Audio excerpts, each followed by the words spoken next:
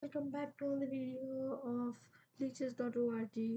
And yes, guys, you're not getting leeches videos for so much time. Like my last video might be like almost more than 2 weeks ago. So just sorry about that, guys. But now, guys, I have bought another chess game, royal chess game, and the specialty of this game is that I'm recording this in an analyzing chess game. So let's just start the game. So we're gonna start the game, guys. We're playing as the black pieces, and here he has moved his pawn to e3. So and then we have moved our pawn to e5 because we'll just go now thing. Then he moved his pawn to a3. We don't want to go for such thing, so we just wanna push the knight to f6. Then he pushes bishop to e2. Then we moved our knight to c6. Then he moved his pawn to c3. And if you look at now, his pawn structure is better than ours, but his development of pieces is very poor because you can see his knights and the bishops are like except this one, there are nothing that much developed. My for mine, both the knights are developed, but my pawn structure is not good as well. Then we push the bishop so that we can do castle. For the finally moved his knight. We defended it with our pawn so that it won't be attacked. After that, he pushed his pawn to h3. Then he moved our bishop to e6. And now our development of pieces has been done. So he has to develop these two pieces.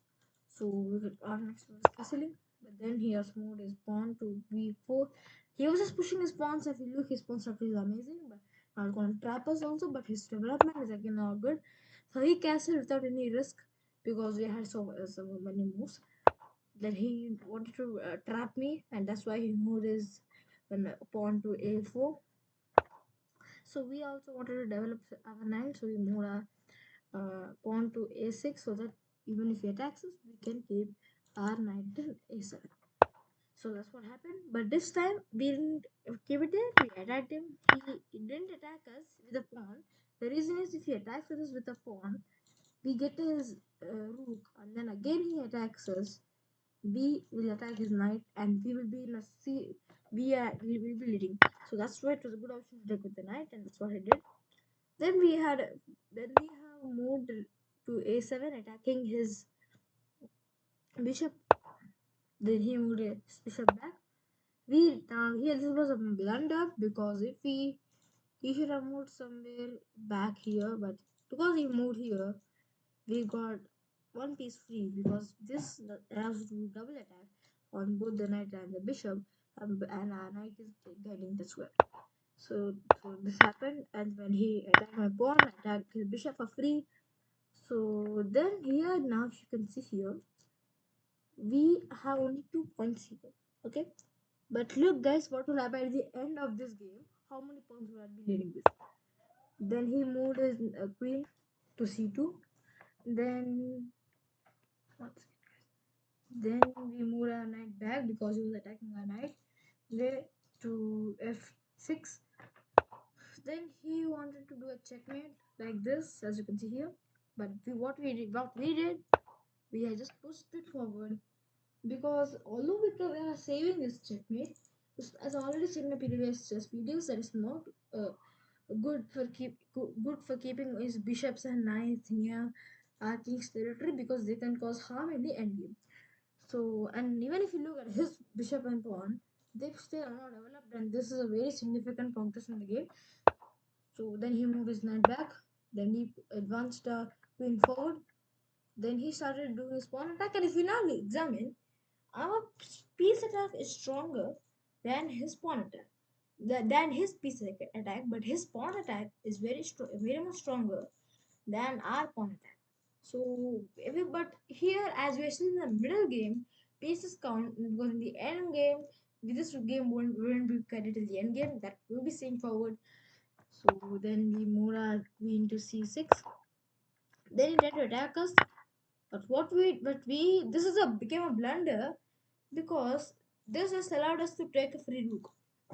So that's what we did, and then we took it. Then we took his 3 pawns. Now we got this pawn, so it means we are gonna get all these pawns as well. So that's what we did. We attacked it. Then he came down. We checked him first. Then he blocked it with the knight and also saved his pawn, but we just attacked it with the pawn. Then he took his other knight there, which I wouldn't say a good decision because look, our pieces are strong here, and you should not have been developing your pieces somewhere here. I mean, you could have brought your bishop away and a queen. First, you could have brought your queen back, and then you could have done some moves. But this move was I wouldn't recommend this good move. So then he moved to d5 to develop it, and then he came down, which for me it sounded a bit like strange because he's trying to attack our territory, and that's also nothing. But he just gave me another free rook. I'll show you guys how. So if he moves here, we just attack him, and that's what happened. He attacked us with a pawn, and then we just didn't take his rooks, and we just took both his rooks, and that became a big significance for us. Then he tried to attack me, but now my rook is also has joined the party, and now that was why I said in the previous move, why should he have developed his knight before only, so that he could have prevented all these attacks, but he fell into the trap. Then they checked him with the bishop.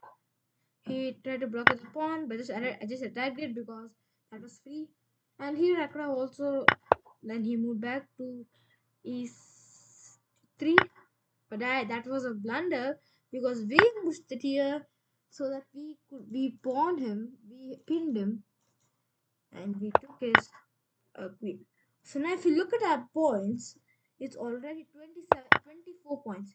Last time I showed you we only had I think 2 points, but now we have 27 points, which is a huge lead for us.